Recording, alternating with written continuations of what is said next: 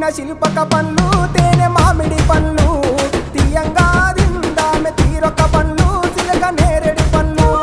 కాబోళ్ళు ఇచ్చిన మక్క కంకులు అవి పాల కంకులు కాల్చుకొని తిందాము కందికాయలు పచ్చి పల్లికాయలు గుజారి గుజారి మామిళ్ళ కిందో నల్ల మామిళ్ళ కింద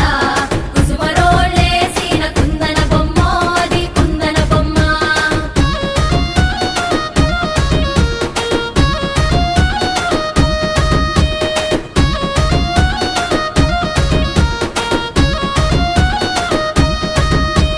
బెస్తలు పెట్టిన పచ్చి చేపలు అవి వట్టి చేపలు